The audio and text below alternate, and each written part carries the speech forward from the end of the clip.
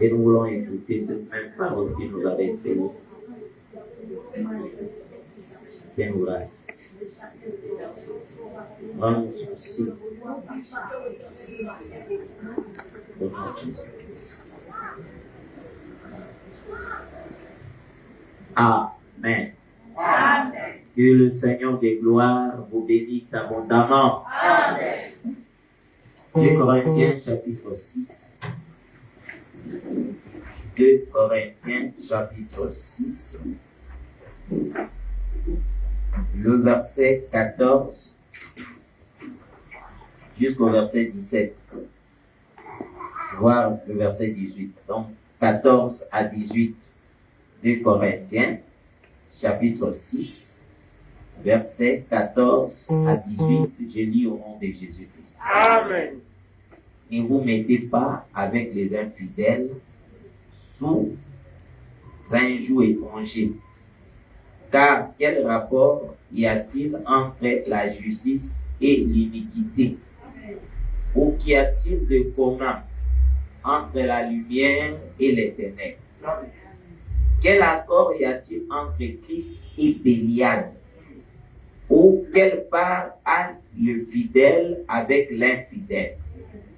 Quel rapport y a-t-il entre le temple de Dieu et les idoles? Car nous sommes le temple de Dieu vivant. Comme Dieu l'a dit, j'habiterai et je marcherai au milieu d'eux. Je serai leur Dieu et ils seront mon peuple. C'est pourquoi. Sortez du milieu d'eux et séparez-vous, dit le Seigneur. Ne touchez pas à ce qui est impie et je vous accueillerai. Amen. Je serai pour vous un père et vous serez pour moi des fils et des filles, dit le Seigneur Tout-Puissant. Amen. Que Dieu ajoute la bénédiction à la lecture de sa parole. Amen. Je vous salue au nom précieux et glorieux de notre Rédempteur Jésus-Christ. Amen. Il faut réaliser que Jésus-Christ t'aime. Il faut réaliser que par Jésus, tu vis. Il faut réaliser que c'est pour Jésus que tu es là. Il faut réaliser que c'est pour Jésus que tu es venu sur la terre. Parce que si ce n'était pas pour Jésus, il n'allait pas te créer. Et être fier de toi parce que tu es créé à l'image de Dieu. Amen. Et les yeux de Dieu sont sur toi. Personne n'a le droit de te toucher si ce n'est Dieu lui-même. Parce que tu es sa propriété privée. Tu lui appartiens en propre. C'est pourquoi il a dit ici, vous serez pour moi des fils et des filles. C'est une fierté, c'est une joie, c'est une assurance d'être appelé fille de Dieu. Amen. D'être appelé fils de Dieu. Amen.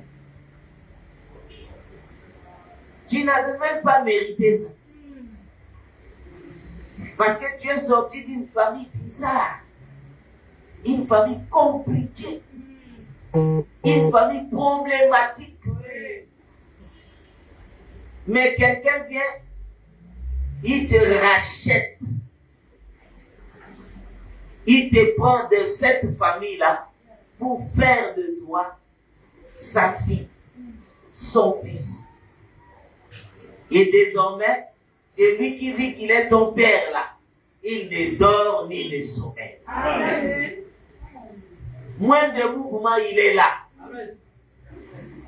Tu n'as même pas besoin de crier au secours parce qu'il est déjà là. Amen.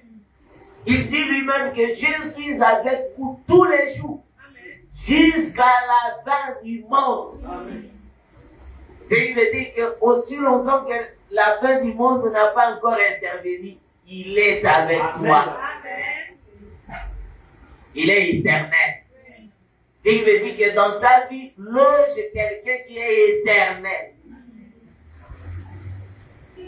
Que le monde ne peut jamais et alors jamais enlever. Amen. Alors il faut être très content d'être la fille et le fils de ce Dieu-là. Amen. À chaque fois, il te donne ce qu'il faut. Bien aimé, même si ce que tu penses n'est pas encore concrétisé, mais Dieu te donne chaque fois ce que lui pense de toi. Et personne ne peut l'empêcher de le faire. Je disais à un prédicateur hier, j'ai dit, on n'est pas enfant de Dieu parce qu'on l'a voulu, mais on est enfant de Dieu parce que Dieu lui-même, il a permis que nous soyons enfants de Dieu. Amen. Et comment il a permis? Il a accepté de devenir homme et de montrer le secret qu'il faut pour que tu deviennes enfant de Dieu. Il a accepté la mort. Et enfin, il te confie le Saint-Esprit. Ce qui veut dire que désormais, parce que l'apôtre Paul a prêché en disant, le Saint-Esprit, c'est le sceau pour notre rédemption. Ce qui veut dire que quand le Seigneur t'accorde le Saint-Esprit, c'est qu'il a signé. Et sa signature est irrévocable. Même si quelqu'un disait que non, moi je peux effacer ça. Bien aimé, la signature de Dieu est ineffaçable. Que le Seigneur des gloires vous bénisse. Est-ce qu'on peut acclamer pour la gloire de notre Dieu?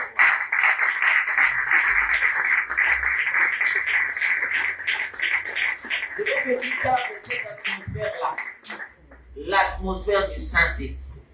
L'atmosphère dont Dieu se glorifie en voyant cette atmosphère. Je veux que tu sois prêt et prête et que tu sois vigilant parce que ce que le Seigneur va te dire aujourd'hui, c'est quelque chose qui va te révolter. Qui va permettre que tu ne sois plus ce que tu étais. Que le Seigneur de gloire vous bénisse. Nous sommes en train de continuer avec notre beau thème des éléments de la parole de Christ. Ce sont les éléments qui nous font grandir. Ce sont les éléments qui nous permettent de comprendre pourquoi nous servons le Seigneur. Ce sont les éléments qui nous permettent de marcher avec notre Dieu. Les éléments de la parole. Parce que si tu ne maîtrises pas ces éléments, ça dit que tu ne sers pas le vrai Dieu. Celui qui sert le vrai Dieu doit maîtriser ces éléments-là. Et parmi ces éléments, il y a le renoncement aux œuvres mortes. Amen. Tous nous étions perdus.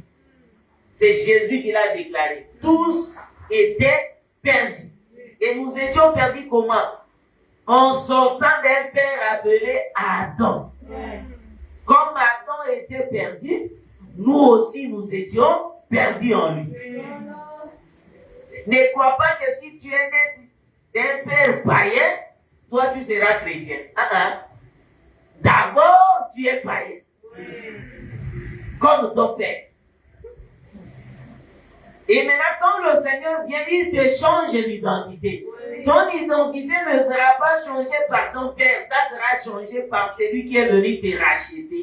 Amen.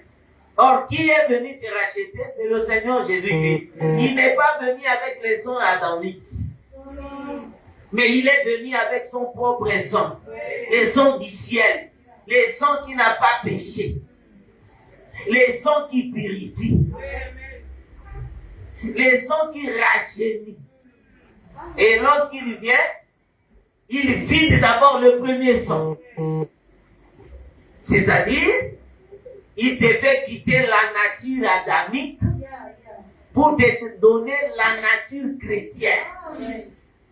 Parce que tous nous étions fils et filles d'Adam. Mais quand le Seigneur est venu, il a choisi parce que le Seigneur fait toujours le choix. Le Seigneur n'appelle pas tout le monde, mais il fait le choix. En regardant, il dit non, celle-là, c'est ma fille, je l'avais créée pour moi, pas pour le diable.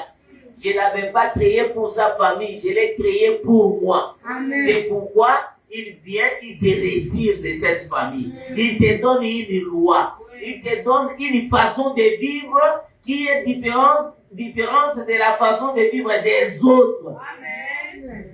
Et quand on te regarde, on dit, mais toi tu as changé comme ça, pourquoi? Tu n'as pas changé pour eux. Tu as changé pour celui qui t'aime. Amen. pour celui qui t'a donné une nouvelle nature, une nouvelle identité. C'est pourquoi, en venant sur la terre, il a trouvé que tout le monde était perdu. Il t'a choisi, il t'a appelé et il t'a montré le chemin à suivre. En te montrant le chemin à suivre, qu'est-ce qu'il voulait? Il voulait simplement que tu fasses la différence entre la première vie et la nouvelle vie. Parce qu'il y a l'ancienne vie et il y a aussi la nouvelle vie.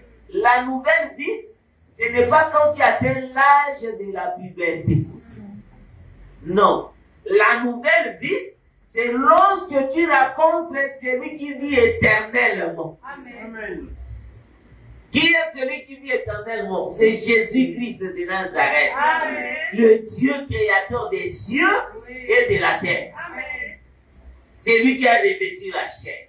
Lorsqu'il est venu, il a transformé nos vies. C'est pourquoi nous ne vivons pas comme tout le monde. Mais nous vivons selon Jésus. Amen. Nous vivons selon sa nature. Amen.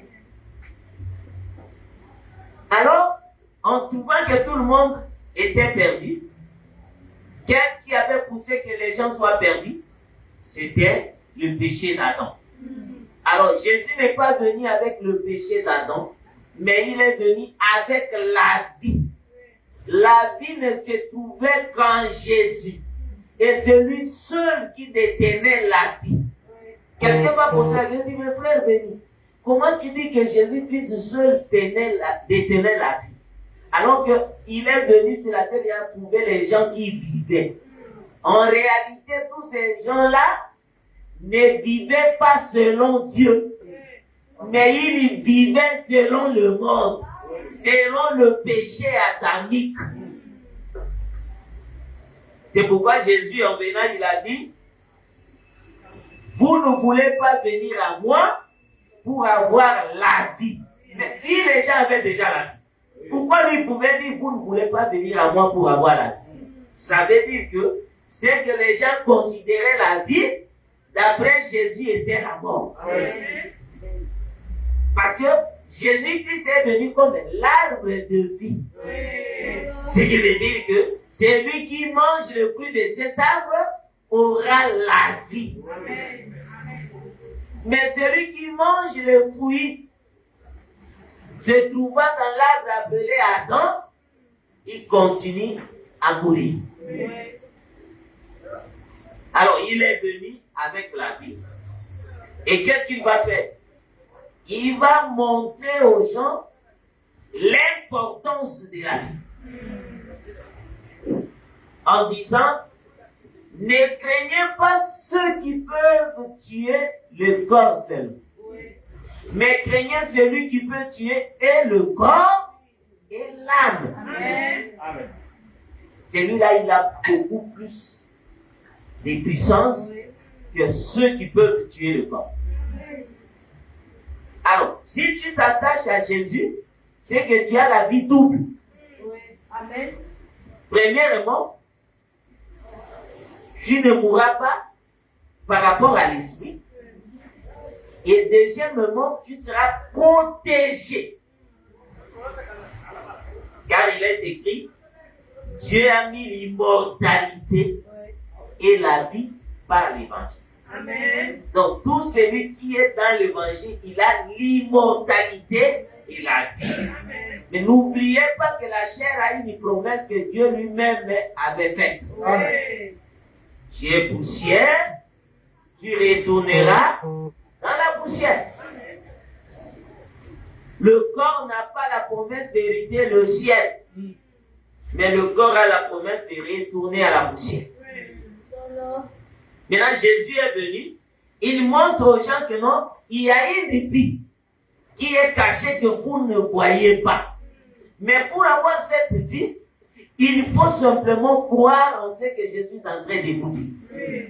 Donc, quand vous croyez à ce que je vous dis, donc vous allez faire la différence entre la première vie et la nouvelle vie. En venant, il a trouvé qui régnait. Ce n'était pas Dieu qui régnait. Mais c'était le diable qui régnait. Et il faisait de tout le monde ce qu'il voulait. Raison pour laquelle vous allez voir que notre frère Saül, lorsque Samuel est mort, Saül a cherché, parce qu'avant la mort de Samuel, il avait dit à Saül des choses concernant sa vie. Qu'est-ce qu'il lui avait dit? Comme tu n'as pas obéi, le Seigneur va arracher la royauté de toi et donner à celui qui lui sera agréable.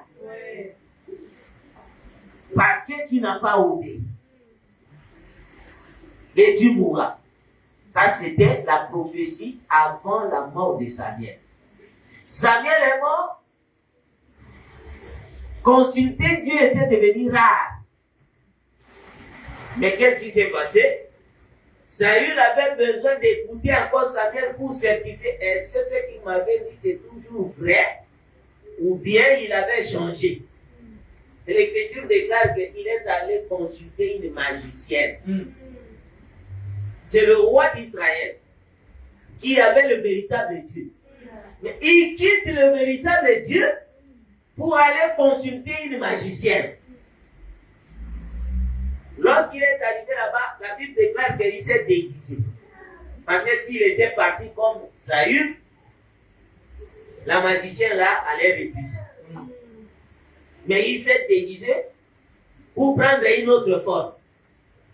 Et lorsque la magicienne lui pose la question, il dit, appelle-moi Samuel. Qui est Samuel? Le prophète de Dieu. Que Dieu vous bénisse. Amen. Samuel, c'est le prophète de Dieu. Oui. Il n'est pas le prophète des hommes. C'est quelqu'un qui est établi par Dieu. 1 Samuel chapitre 1. Vous allez voir que quand Samuel est né, sa mère est allée le confier à l'Éternel. Et Dieu est venu lui parler. Amen. Amen. Lorsque Dieu lui a parlé, il est allé voir son maître. Et le maître Élie lui a dit, cette fois-ci, quand tu vas entendre la voix, dis, Seigneur, ton serviteur est là, parle et il t'écoute. Dieu lui a parlé, lui a confié une mission, lui disant que non, c'est toi qui vas remplacer Samuel. Ce n'est pas un homme qui avait dit, c'est toi qui vas remplacer Élie. Ce n'est pas un homme qui avait dit à Samuel que tu remplaceras Élie. C'était Dieu lui-même. Amen. Il lui a confié la mission. Mais ce que j'ai aimé dans Samuel, c'est quoi? L'humilité. Dieu lui a parlé, mais il s'est confié toujours à Élie, son maître. Et c'est ça la nature d'un enfant de Dieu. Amen. Vous allez voir cette nature aussi dans David. Dieu lui a dit que j'ai rejeté Saül. Mais David avait toujours le respect envers Saül. Lorsque ses serviteurs lui ont dit non, il faut le décapiter. C'est un loin de l'Éternel. C'est pourquoi un enfant de Dieu doit faire très attention avec l'onction de l'Éternel sur quelqu'un. Ce que Dieu nous demande, c'est de respecter l'onction. Tu pouvais avoir la capacité de faire du mal à quelqu'un qui est loin. Mais quand tu penses à l'onction, tu dis à cause de l'onction, je ne peux pas. C'est ce que David a fait. Il dit à cause de l'onction qui est en lui. Bien que Dieu l'a rejeté, mais je ne peux pas porter ma main sur loin de l'Éternel. Alors qu'est-ce qui s'est passé? Samuel, qui est devenu le prophète, le juge en Israël,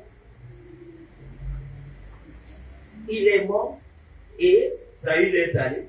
Il dit à la magicienne, appelle-moi, fais revenir Samuel. La magicienne a fait ses incantations, l'homme de Dieu, le prophète Owen, est revenu. Qui l'a fait revenir? La magicienne. Démoniaque. Oui. C'est une démoniaque qui a fait revenir un loin de Dieu. Bien aimé, l'onction ne finit pas quand on meurt. Oui. Tu as l'onction de Dieu. Tu meurs avec l'onction. Tu es enterré avec l'onction. L'onction ne te quittera pas parce que tu es mort. C'est pourquoi vous allez remarquer le frère Élisée. Il est mort. Amen. Amen. C'est un prophète. Amen. Il était loin. Il est mort, on l'a enterré. Et il y avait une guerre. Hein. Et on devait aller enterrer quelqu'un. Quand ils ont vu les ennemis, ils ont jeté le débris. Directement, lorsqu'on lui avait jeté, son corps a touché les os des prophètes. Et il est revenu à la vie. L'onction était avec cet homme. Amen. C'est juste. Amen. L'homme qui a l'onction, quand il meurt, il ne laisse pas l'onction. Il part avec l'onction. C'est qui? C'est le Saint-Esprit. Tu vas me dire que non, comme il est mort, le Saint-Esprit l'a quitté. Le Saint-Esprit est avec nous. Amen. Amen. Amen. Il est enterré. Oui. Amen. Le Saint-Esprit est avec nous. C'est juste. Parce que c'est pas le Saint-Esprit qui va écouter. Oui. Oui. Amen. Oui. Amen. Oui. Amen. Oui. C'est le Saint-Esprit qui va écouter. Amen. Et il va sortir. Amen. C'est pourquoi Jésus-Christ lui-même avait dit Lazare dort. Amen. Mais les gens savaient qu'il était mort. Mais pour Jésus, il dort. Pourquoi? Parce que celui qui dort finira par se réveiller. Amen. C'est pourquoi le terme est clair pour nous les saints. Quand un saint meurt, nous disons que non, il dort. Parce qu'il va se réveiller au son de la trompette, à la voix des nations. Bien que physiquement, comme ça, on ne va plus le revoir. Mais nous savons que nous allons le revoir lorsque nous aussi nous serons transformés. Que Dieu vous bénisse. Samuel est sorti. Qui l'a appelé? Une magicienne, une démoniaque, a fait sortir un loin de Dieu. Et lorsqu'il est sorti, même la magicienne, elle était surprise de voir qu'un homme de Dieu, c'est lui qui avait l'onction, il est venu, il a crié, pourquoi tu as fait ça? Et directement, Samuel qui est revenu par l'invocation de la magicienne a commencé à parler. Il a appelé une magicienne. Est-ce que quelqu'un comprend? C'est une magicienne qu'il a appelée. Et je vous dis que c'est une doctrine. Aujourd'hui, il y a les églises qui ont fait de ça une doctrine. Quand ta personne est morte, on doit consulter. Appeler la personne pour qu'elle vienne nous dire. Tu nous as laissé. Maintenant, qu'est-ce que nous allons faire? Parce qu'elle n'avait pas eu le temps de dire ça quand elle était vivante. Il y a une doctrine comme ça, vous allez dans une église, on invoque ton père qui est mort depuis. Ta tante qui était morte depuis là. On l'invoque. Et elle vient. Elle te dit non, là où je suis calme, ne vous dérangez pas. Et quelqu'un là comme elle dit non, j'ai écouté la voix de ma tante. C'était vraiment sa voix. Ils ont fait de ça une doctrine. On disait, bon, vous refusez pourquoi? Vous ne voyez pas que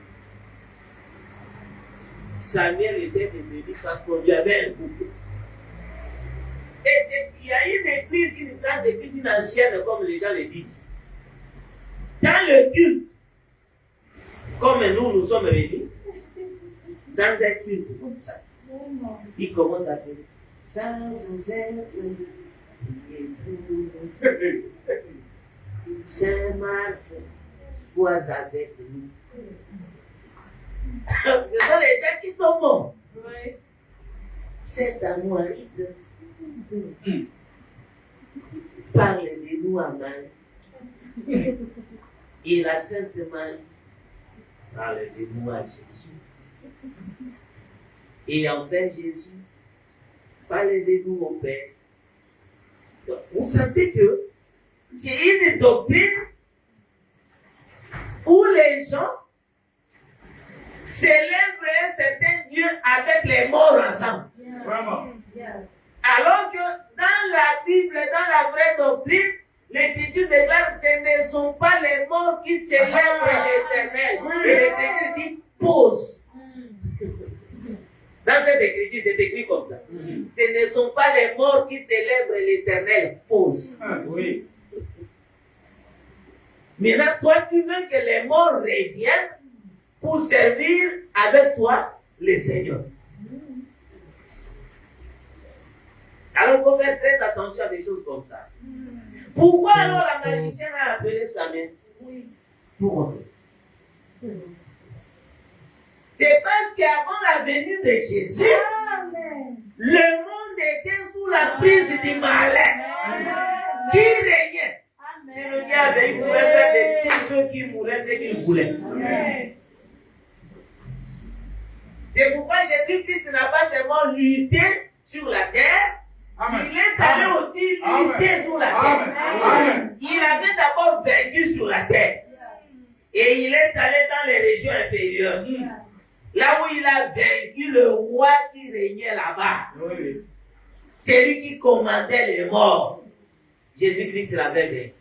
Et la Bible déclare qu'il a ravi la clé du séjour des morts. Oui. Qui avait la clé? C'était le diable, non? C'est pourquoi la magicienne pouvait dire, Samuel, reviens. Alors, c'est le diable qui a la clé. Mais dès lors que Jésus-Christ a récupéré la clé, c'est fini. C'est pourquoi je vous dis aujourd'hui, tu arrives quelque part, tu trouves quelqu'un qui te dit non, en tout cas chez toi ici, je veux appeler. Ton fils qui était mort là, il va te parler.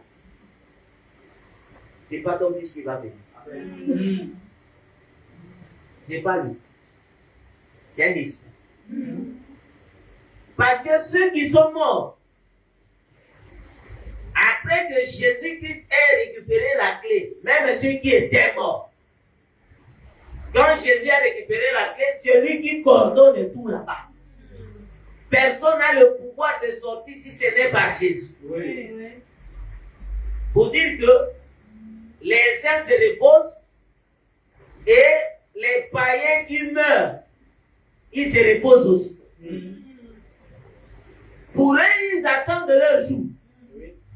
Parce qu'ils vont aussi écouter le son de la trompette. Ils vont être ressuscités. Maintenant, quand ils seront ressuscités, ce n'est pas pour la vie. C'est pour la condamnation éternelle. Mais quand les saints ressusciteront, c'est pour la vie éternelle. Il y a la condamnation éternelle et il y a aussi la vie éternelle. Amen. Là, le Seigneur est venu, sachant que c'est le diable qui régnait, sachant que c'est lui qui faisait la loi, il est venu maintenant pour récupérer ceux qui lui appartiennent. Il dit non, j'ai aussi ma sémence sur la terre, que le diable ne peut pas manipuler autant. Et qu'est-ce qu'il va faire? Il va commencer maintenant à prêcher. Et qu'est-ce qu'il prêche? En premier lieu, il montre aux gens la différence entre la vie et la mort. Les œuvres liées à la mort et les œuvres liées à la vie. Amen. Après avoir prêché comme ça, le frère Paul maintenant prend la relève. Qu'est-ce qu'il va dire? Ne vous mettez pas avec les infidèles. Amen. Qui est infidèle? Parce que quand on dit il est infidèle, l'infidèle, il est contraire à la fidélité. Quand on dit quelqu'un est infidèle, ça veut dire qu'en lui, il n'y a pas la fidélité. Et la fidélité, c'est quoi? C'est l'attachement sincère et vrai que quelqu'un peut avoir vis-à-vis de l'autre. C'est ça qu'on appelle la fidélité. Et quand on nous appelle des fidèles de Christ, ça veut dire que nous n'avons pas quelqu'un d'autre que Christ. Amen. Quand on dit qu'une femme est fidèle à son mari, ça dit qu'elle ne peut pas tromper son mari. Amen. Quand on dit que cet homme est fidèle à sa femme, ça veut dire qu'il ne peut pas tromper sa femme. Amen. C'est ça la fidélité. Et dans la fidélité, il y a la transparence. C'est juste. Que Dieu vous bénisse. Amen. Dans la fidélité, il y a ce qu'on appelle la transparence. Personne ne peut jouer au jeu de cache-cache. Amen. C'est juste. Amen. Même ce que tu vois que non, ce n'est rien là. L'autre en a besoin. Amen. Oh, ça là, je peux négliger ça. Non, quand tu négliges ça, deviendra un problème à la suite des gens. Oui. C'est-à-dire que dans la fidélité, il y a la transparence, il y a la confiance. Amen. Tout ça, c'est dans la fidélité. Amen. Alors, le fait d'avoir Jésus, parce que Dieu n'avait confiance en Jésus sur la terre. Amen. Sur la terre, Dieu n'avait confiance en personne. Si c'était Jésus. Comme il avait confiance en Jésus, il lui a donné tout. C'est pourquoi le jour du baptême de Jésus, il y a eu une voix que Jean a écoutée. Je préfère répéter des choses comme ça parce qu'il y a de nouvelles personnes qui arrivent parmi nous. La voix dont il est question dans Jean. Et non, il y a eu une voix qui s'est fait entendre le jour du baptême de Jésus. Ce n'était pas tout le monde qui avait écouté la voix. Amen. C'est juste. La voix n'a été écoutée que par Jean. C'était pas tout le monde. Oui. Et c'était une vision selon le livre des Jean. C'était une vision. Pendant le baptême, les yeux du frère Jean sont ouverts et il a vu le ciel ouvert. Une colombe est descendue pour se poser sur la tête de Jésus. Un musicien, entre guillemets, chrétien, congolais, a chanté en disant, le jour du baptême de Jésus, nous avons vu la colombe venir se poser sur la tête de Jésus. Nous. Alors que l'Écriture ne dit pas ça. L'Écriture n'a pas dit nous. L'Écriture a dit Jean. C'est lui seul qui a vu. Toi, tu n'avais pas vu. Même la voix, tu n'as pas entendu. C'est Jean qui a entendu. Pourquoi tu te mets à la place de lui? Lui, il a vu, il a entendu, et l'autre a écrit. Limite-toi sur ce qui est écrit. Donc, après avoir écouté la voix a dit quoi? Celui-ci est mon fils bien-aimé, en qui j'ai mis toute mon affection. Amen. Donc, l'affection de Dieu était en Jésus. Amen. Quand Jésus marchait, c'était toute l'affection de Dieu qui marchait. Oui. Et plus tard, Dieu va dire, celui-ci. Et j'aime la précision des Écritures. Oui. Oh non, Dieu est au ciel. Vous voyez, non? Il est au ciel, Jésus-Christ est sur la terre. Ce sont deux personnes. Bon, quand on dit celui-ci, celui qui parle, il est où? Est-ce qu'il est loin? C'est celui qui monte. Il dit celui-ci. Il n'est pas loin, il est là. C'est lui-ci. S'il était loin, qu'est-ce qu'il pouvait dire? C'est lui-là. Mais il dit c'est lui-ci. Qu'est-ce qu'il était là? Ah, ça c'est le mouvement de Dieu. La façon dont Dieu s'exprime. Il était là. Donc, celui qui dit c'est lui-ci, c'est le même qui est debout. Amen. Est-ce que quelqu'un comprend? Amen. Jean l'a baptisé. Il voit une vision. C'est lui-ci. C'est-à-dire, le mouvement qui s'est passé là-bas, c'était un mouvement physique. Mais là, Jean, qui sort du mouvement physique, il devient spirituel. Pour voir maintenant le mouvement physique dans la spiritualité. C'est lui-ci. Amen. Ce n'est pas comment Jean est là. Et la chose se passe physiquement. Donc il est là physiquement, mais il a quitté cette étape-là d'être physique pour entrer dans un autre monde spirituel. C'est ce qui se fait lorsqu'un prophète veut prophétiser sur quelqu'un. Il dit pendant que nous sommes en train de prier, là toi tu écoutes, Seigneur tu es merveilleux, tu es grand, il n'y a pas un autre comme toi, mais il n'est plus là. Toi tu écoutes la voix, mais il est sorti. Pour voir autre chose. Quand toi tu le regardes physiquement, tu ne vas pas comprendre. Tu es ravi en esprit pour lui communiquer des choses qui se passent. Amen. Amen. Que le Seigneur de gloire bénisse. Amen. Jésus-Christ était fidèle. Pourquoi? Parce que quand il marchait, il faisait tout ce qu'il faisait là. La Bible déclare que non, quand on lui posait la question, je ne fais pas ma propre volonté. Amen. J'ai fait la volonté de celui qui m'a envoyé. Amen. C'est qu'il était fidèle à celui qui l'avait envoyé. Oui. Et un jour, Philippe pose la question, montre-nous le Père. Et cela nous suffit. Ce qui suffisait à Philippe, ce n'était pas les démonstrations. Ce qui suffisait à Philippe, ce n'était pas les racontages. Mais il voulait seulement voir le Père. Montre-nous le Père, et cela, c'est ça qu'on a besoin. Jésus qui se regarde et dit, mais depuis que je suis avec vous, toi tu me connais. Celui qui m'a vu, Amen. a vu le Père. Amen. Donc le Père était là. Mais il a pris une autre forme. La forme du serviteur. Mais il est le Père. Amen. Et tout ce qu'il faisait, il montrait aux gens que vous aussi, vous pouvez m'imiter et être comme moi. Être fidèle. C'est pourquoi l'apôtre Paul dit, ne vous mettez pas avec les infidèles.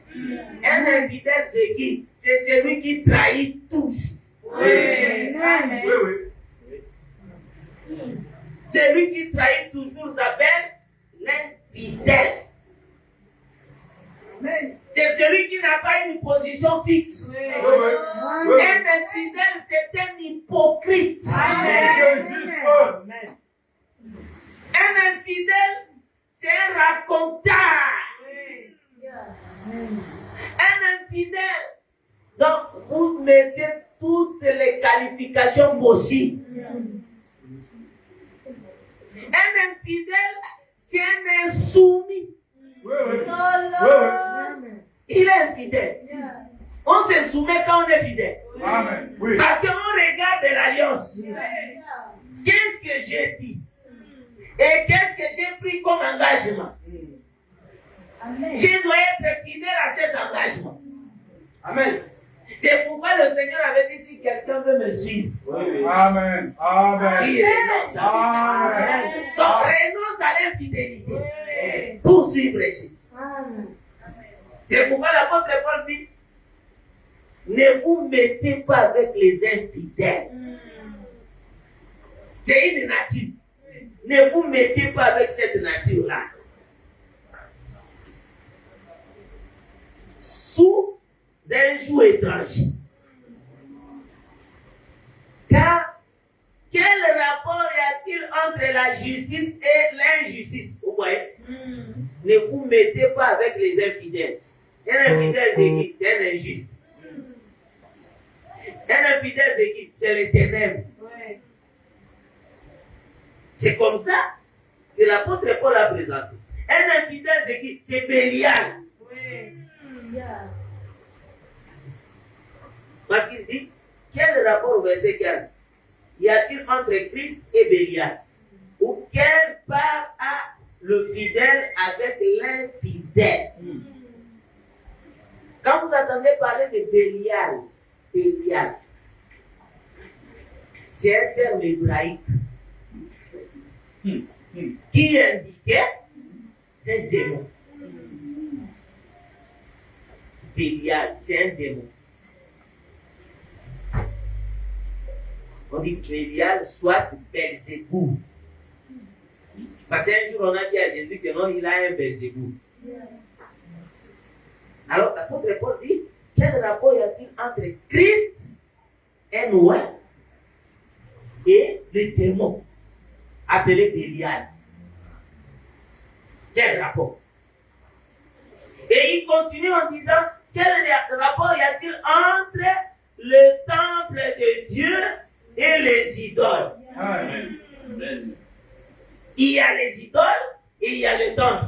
Selon Hébreux chapitre 3, versets 5 à 6, surtout le verset 6, l'Écriture déclare que vous êtes la maison de Dieu. Amen.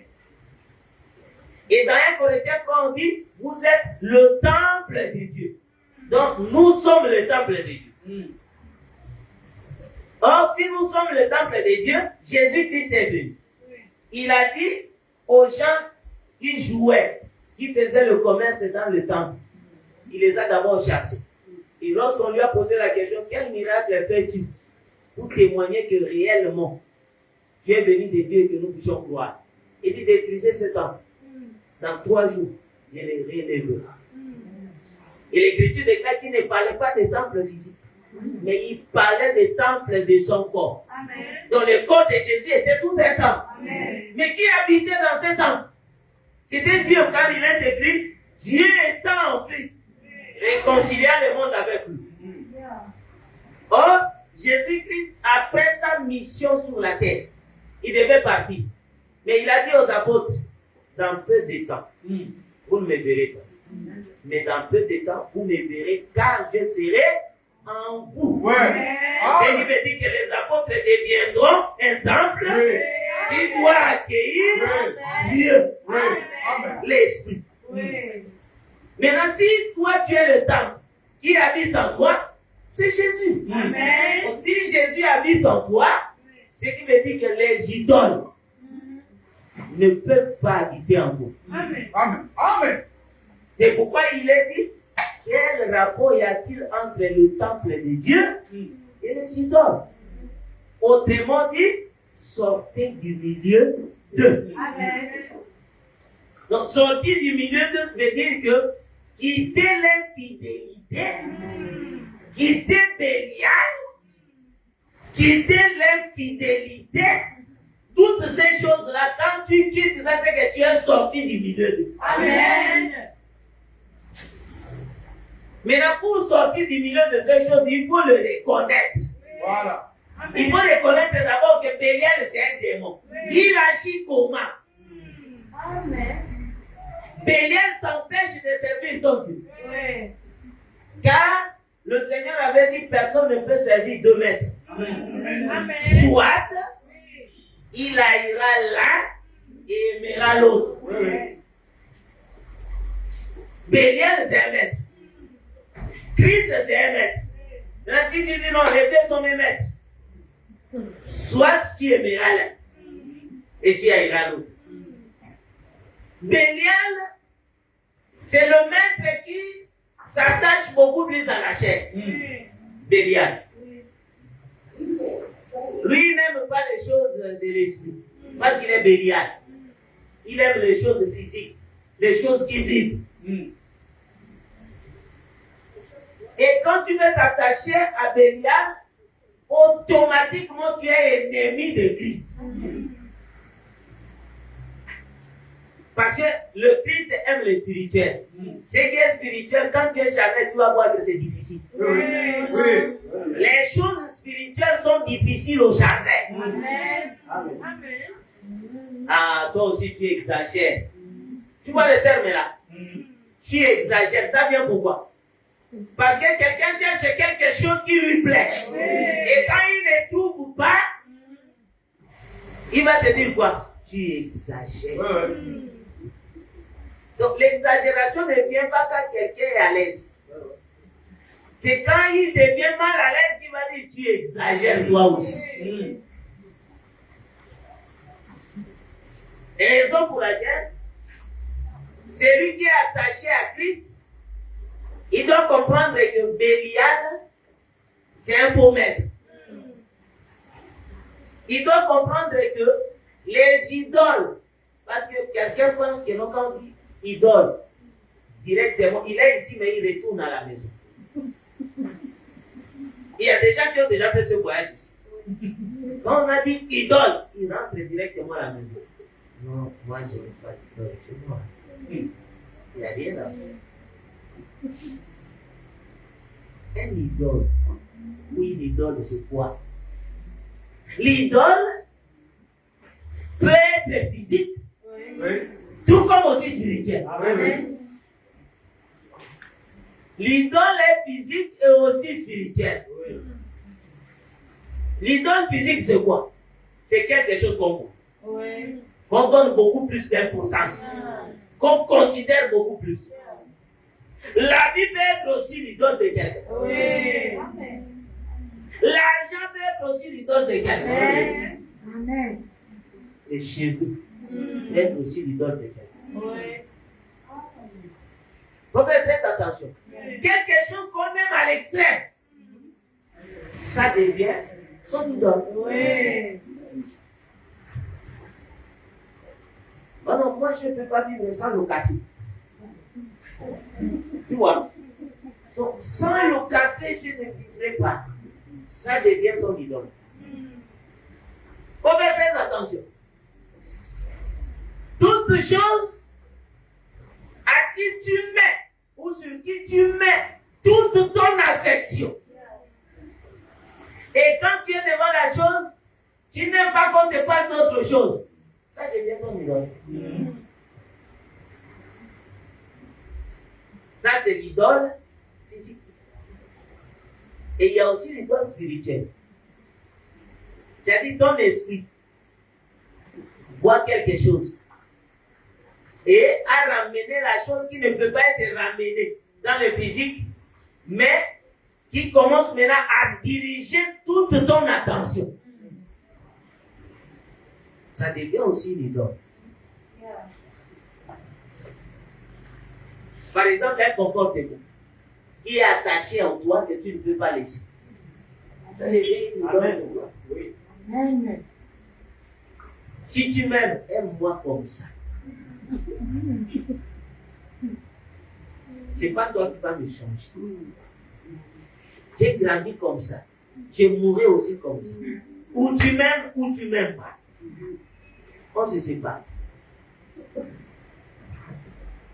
Est-ce que quelqu'un comprend? Amen. On peut te parler de quelque chose, mais si on touche à ce point, j'aime pas qu'on touche à. Oui. Là, on ne peut pas toucher. Là, tu as tout gaspillé. Tu avais bien commencé, mais là, tu as tout gaspillé. Tout gaspillé. Donc, arrêtons ça. La conversation là est arrêtée. Même si tu n'avais pas le pouvoir d'arrêter, mais tu arrêtes. Pourquoi? Parce qu'on a touché à ton idole. Que Dieu vous bénisse. Amen. Lorsque quelque chose t'éloigne de Dieu, sache-le bien, ça devient une idole pour toi. Oui. Parce que tu vas accorder beaucoup plus d'importance à la chose qu'à Dieu.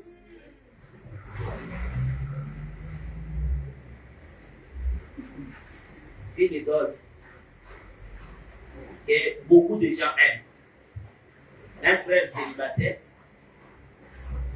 qui raconte une guénon. Vous connaissez la guénon? Oui. La femelle du cerf.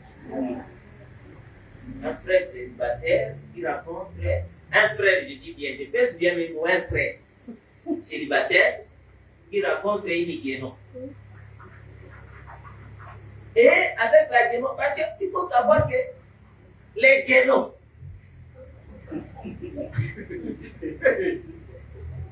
ces animaux-là, les guénons, elles sont très aptes et très attirantes, les guénons. La guénon peut te parler de quelque chose qui restera, qui va tourner dans ta mémoire tout un mois. Et tu te poses la question, si j'ai laissé la guénon là, qui va encore me dire ça?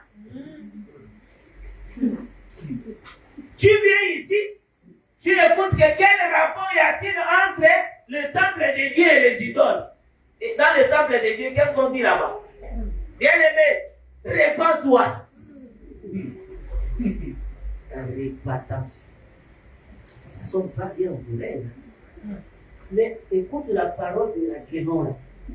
Mon bébé, sans toi, je me sens mal à l'aise.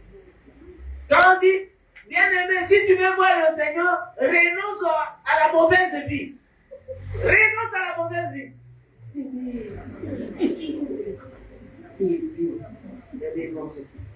Ça là c'est fort. Je dois aller de l'autre côté. Tu vois, tu es attaché à une guénon et les choses de Dieu ne pénètrent plus. Oui. Comme les choses de Dieu ne pénètrent plus, c'est-à-dire la guénon là est devenue ton idole. Oui. Ouais. Tu as la facilité d'acheter des crédits seulement pour écouter la guénon. Mais tu n'as pas la facilité d'acheter le crédit pour réauditionner le message. Et dit, ah, là-bas je vais gagner quoi? Je vais écouter seulement lui là, comment il parle. Oh non, quittez, on fait ceci, je suis fatigué. Mais là-bas, tu sens que non, ça me change les idées. C'est l'idole. Amen. Amen. Tu ne verras jamais le Seigneur avec toi. Amen. Amen. Par exemple, aussi le Congosa. Oui. Ça aussi, c'est une idole. Oui. Une idole permanente. Avec qui je peux faire ça? Quand je vais à l'église, on me dit Jésus-Christ quitte Jérusalem pour aller à Jéricho. Là, on me parle de quelque chose que je n'ai jamais vu. Mais ce que moi j'aime maintenant, c'est d'aller voir le frère Dani et on va parler de frère Titi. Parce que le frère Dani connaît le frère Titi. Moi aussi, je le connais. Le frère Dani aussi me connaît. Mais là, on va nous parler de Jésus qui quitte Jérusalem pour aller à Jéricho. Nous, on ne l'a jamais vu.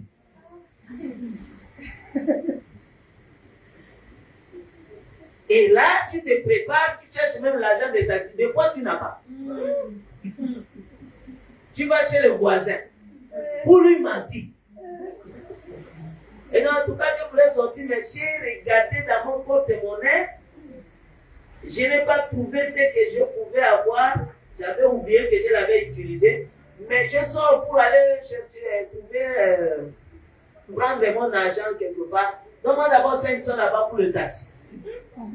Le taxi que tu demandes là, c'est pour aller rencontrer quelqu'un avec qui vous allez vous tuer. Mais ici, tu as menti. Pourquoi on te donne le 500? Tu as pris le 500, tu t'es endetté.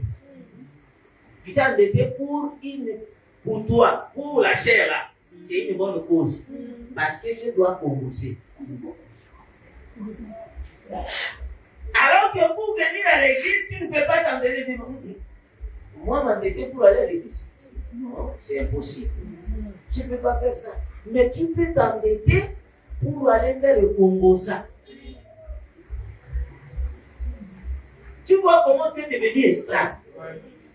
Maintenant, l'Écriture déclare quel rapport y a-t-il entre le temple de Dieu et les idoles? Tu fais les choses de Dieu seulement pour aller pécher. Et après avoir péché, tu auras quoi? Il faut savoir que le frère Paul a déjà donné la conclusion de chaque action. Oui.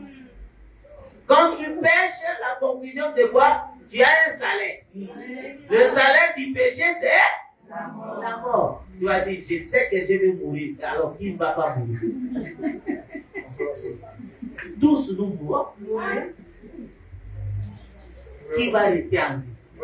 Moi, je précipite déjà ma mort. Il n'y a pas. J'accepte. Que sert-il à un homme de gagner les richesses du Seigneur s'il perdait sa vie. Oui. Si nous sommes là, c'est pour la vie. Amen. Oui, oui. C'est pourquoi nous devons nous séparer Oui. de tout ce qui empêche la vie d'être avec nous. Les sentiments charnels, la haine. Cet élément est grave. Hein? Il y a d'autres qui ont leur gros bouquet dans le cœur. Comme c'est le gros bouquet. Ils ont ça dans leur cœur. Et avec des gros cadenas. Lui-même, il est incapable de soulever ces cadenas. Mais tu te poses la question, quand est-ce qu'il avait soulevé ça pour mettre sur la porte là? Parce qu'il est incapable d'enlever. Et après, tu vas dire que Dieu, je suis avec moi. Bien aimé, ton cœur doit être ouvert. Amen. Il ne faut pas avoir un cœur fermé, un cœur noir. Tu n'es pas sorcier, mais avec un cœur noir. Et puis, il faut réaliser que la sorcellerie, ce n'est pas seulement vamper la nuit. Oui. Amen. Beaucoup de gens sont des sorciers. Oui. Par leur comportement. Sorciers. Oui. Amen. Amen. Ton comportement est sorcier. Oui. Amen. Et il faut changer.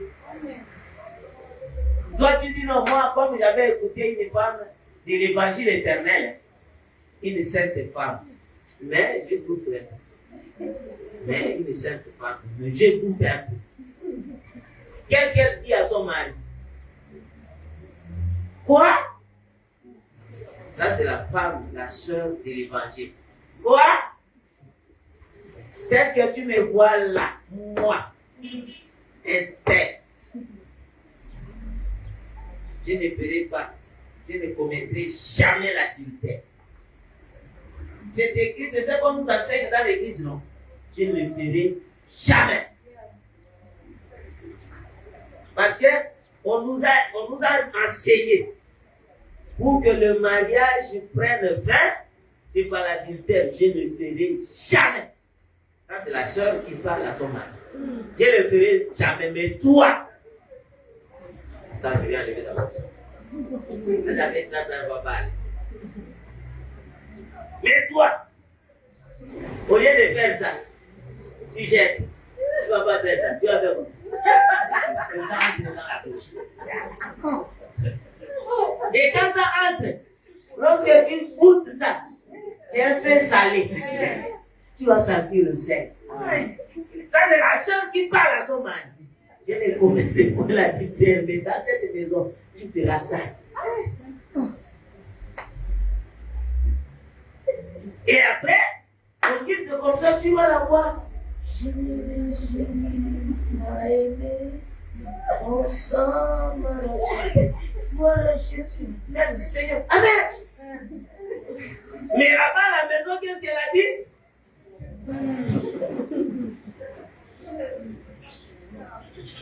Et tu vas sentir salé. La tuère a toujours été salée. Là, tu vas sentir ça. Une histoire comme ça. Non, Dieu nous a appelés à nous séparer des ténèbres. Amen. Tu es un enfant de la lumière, une fille de la lumière. Oui. Pourquoi alors vivre les ténèbres? Les ténèbres ne sont pas notre monde. Oui. Notre monde, c'est la lumière. Amen. Alors, si tu veux vivre avec le Seigneur, parce que Jésus-Christ est la lumière, alors tout celui qui le suit ne marchera pas dans les ténèbres, mais il marchera dans la lumière de la vie éternelle. Et ça, c'est que le Seigneur nous demande. Oui. Nous venons ici pour la vie éternelle. Amen. Nous ne venons pas ici pour autre chose si ce n'est la vie éternelle. Amen. Raison pour laquelle chacun de nous doit revoir sa manière de vivre. Oui. Il faut revoir ta manière de vivre. Si tu trouves qu'il y a quelque chose qui est collé à toi, confesse. Amen.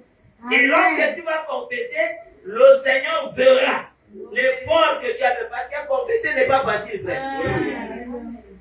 On peut te donner l'argent de taxi pour aller à Ngondje. Tu peux partir facilement et revenir parce que tu as l'argent de taxi. Mais confesser, c'est une guerre, c'est un combat spirituel. Confesser, c'est un combat spirituel. Parce qu'il y a la chair qui te dit, ne parle pas, on te connaît comme une sainte. On te connaît comme un saint. Ne saigne pas parce que désormais on te verra plus comme on te voyait auparavant. Ça, c'est la prédication de la chair. Mais l'esprit dit, tu vas te libérer de ce fardeau. Confesse. C'est un combat spirituel. Maintenant, il faut marcher selon l'esprit pour vaincre.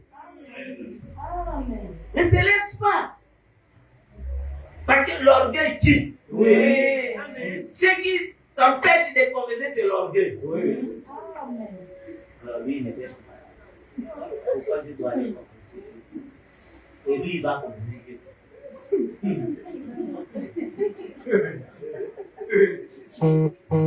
Et Dieu vous bénisse.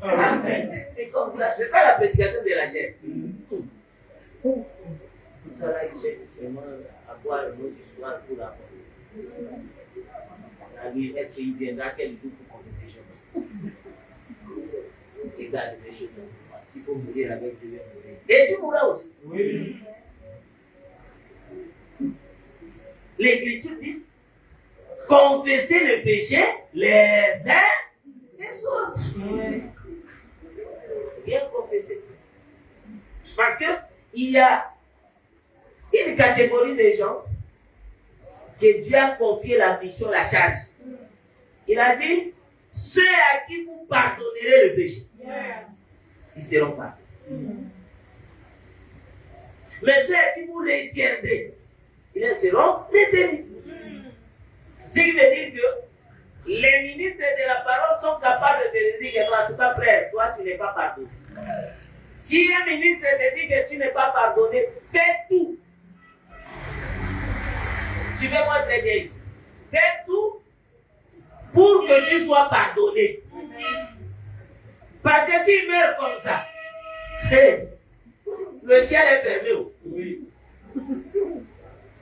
Parce que en cette matière-là, le ciel dépend de lui. Oui. C'est Dieu qui lui a donné cette capacité-là. C'est à qui vous retiennent. C'est qui peut retenir. Oui. Il te regarde et dit, je ne suis pas convaincu, tu n'es pas pardonné. Rentre, prie, demande à Dieu, qu'est-ce que je n'ai pas dit qui n'a pas fait qui n'a pas convaincu ton serviteur. Et le Seigneur te dira quelque chose. C'est pourquoi je vais terminer en disant ceci. Chacun de nous est appelé à revoir chaque fois sa vie. Oui. Et il faut que tu revoies ta vie, tu découvres qu'il y a quelque chose qui ne va pas. Demande au Seigneur de t'aider. Il y a certaines choses qui se sont passées dans nos vies sans que nous nous en rendions compte. Mais c'est seulement en s'accrochant, en s'attachant au Seigneur qui va te révéler ça. Amen. Amen. Nous avons des comportements de caractère inné. Ça là, c'est un élément perturbateur de la vie chrétienne. Des caractères innés. Il y a les uns qui sont nés dans des familles où, bon, pas les familles, mais ils sont sortis des clans. Alors, il fait dans ce sens-là. Vous connaissez ce qu'on appelle les clans? Ils sont sortis des clans où tous les clans est orgueilleux. Lui aussi est sorti de ces clans. Oui. Même si physiquement comme ça, il ne veut pas, mais tu sens que non, sa manière d'être prouve que non, tu es sorti de là. Oui. Il y a des réclamations comme ça. Il y a la différence entre être orgueilleux et être fier. Tu peux être fier, mais tu n'es pas orgueilleux. Être fier n'est pas un péché. Mais être orgueilleux, c'est un péché. Amen. Parce que Dieu résiste aux orgueils. Oui. Être fier de connaître Dieu. suis fier d'avoir Jésus comme mon maître. Je suis fier d'être appelé saint. Mais tu ne peux pas dire je suis orgueilleux d'être saint.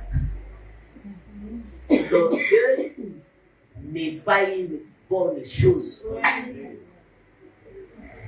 C'est pourquoi tu vas sentir que quelqu'un dont le clan réclame parce que c'est un clan orgueilleux.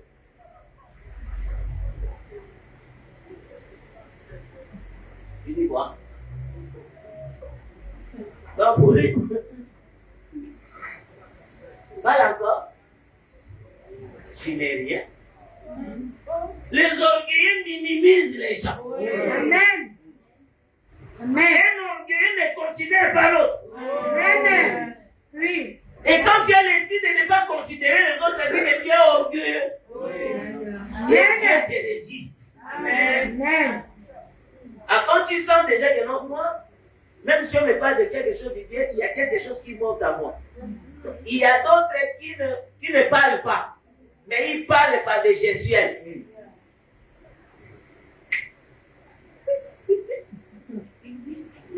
Tu vas voir quelqu'un qui marche, il est seul.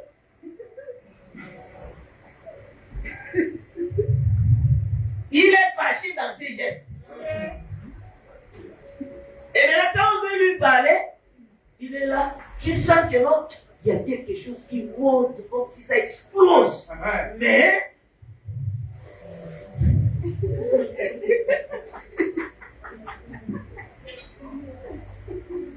c'est orgueilleux.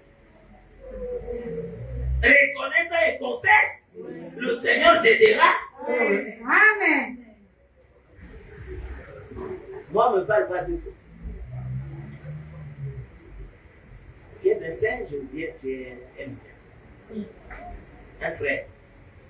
Ce sont les singes qui sont partout. Sont là-bas, ici. Donc, tu n'es pas à l'aise. Mais toi, tu ne parles pas 2 fois, il faut toucher. Tu as la main légère pour toucher. C'est pas normal. Est-ce que quelqu'un comprend? Amen. La nature là, je sais que l'apôtre Paul dit, quel rapport y a-t-il entre les fidèles et les infidèles? Il y a certaines choses que les infidèles font que celui qui est fidèle ne peut pas faire. Amen. Il y a des gens qui sont mariés spirituellement ici. Oui. Quelqu'un spirituellement, il est marié.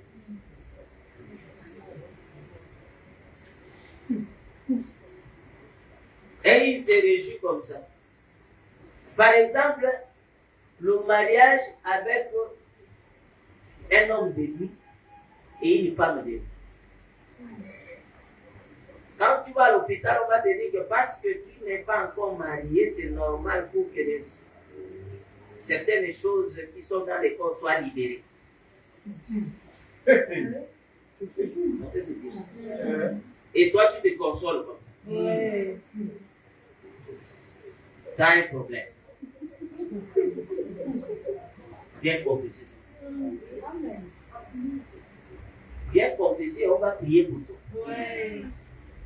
Tu dors la nuit, tu es seul, mais la nuit, tu vois que non, tu t'accouples. Ça, c'est un esprit. C'est ce qu'on appelle les femmes de nuit et les maris de nuit. Je l'ai repoussé, mais il a insisté, je l'ai laissé. Hein? Et tu te réveilles comme ça, tu n'es plus comme tu étais. Il y a d'autres qui ont fait des enfants. Oui. Dans une même nuit, elle est tombée enceinte. La même nuit, elle a accouché. Et elle se réveille le matin, j'ai fait son jour. Et j'ai accouplé. Et j'ai fait un enfant, un tout bébé. La nuit. Attention. Des choses comme ça, il faut faire très attention. Ouais. Et quand tu penses à ça, tu te réjouis. je regarde son visage, comment c'était. Attention, des choses comme ça. Et cet homme-là est un beau gars. Regarde comment il était. Ah, Seigneur. Maintenant, quand tu regardes les autres, tu commences à les comparer avec l'autre là. Et comment tu fais? Tu prends ça comme si c'est un message de Dieu. Dieu t'a envoyé un homme. Alors tu compares tous les hommes à cet homme-là. Il était un peu près.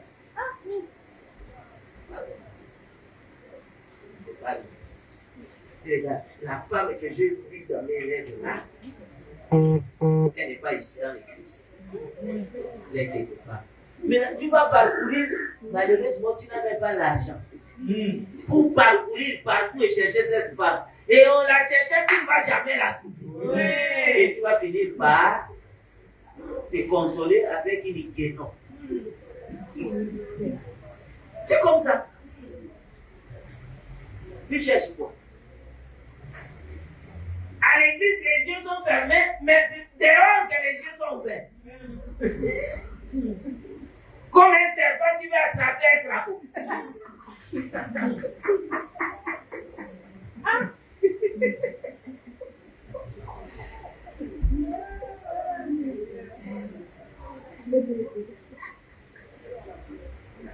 Faisons un effort de vivre la vie de la sanctification. Amen. La vie de Jésus-Christ. Débarrassons-nous de tout ce qui empêche que Dieu agisse en nous. Amen. Les miracles nous accompagnent. Mais pour que les miracles nous accompagnent, nous devons être saints. La sainteté, ce n'est pas seulement par la bouche.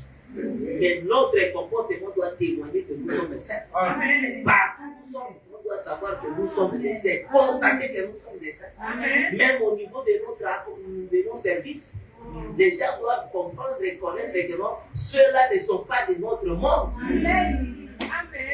C'est un peuple mis à part. Amen. Tu dois arriver à un niveau, quand tu arrives au lieu du travail, tu trouves les gens en train de parler de n'importe quoi. Lorsqu'ils te voient, ils changent le sujet. Oui. Parce que tu as une puissance que tu dégages. Par contre, c'est toi qui arrives et qui entre et qui amplifie encore la chose. Et laisse. C'est que vous dites là. Une bêtise dans la bouche comme si tu n'as jamais connu Jésus. Au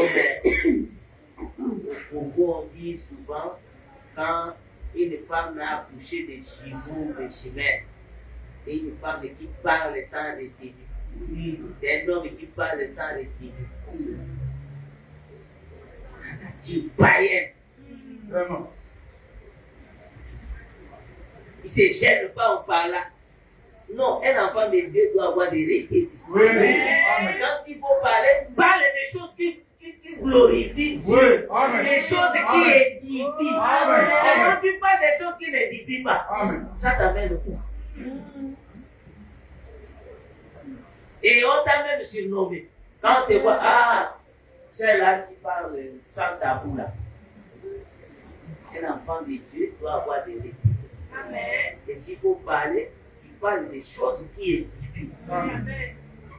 Voilà ce que le Seigneur voulait te dire aujourd'hui. Amen. Quel rapport y a-t-il entre la fidélité et l'infidélité? Tu ne peux pas être infidèle. Sois fidèle. Amen. Et le Seigneur t'agréera. Que le Seigneur de gloire.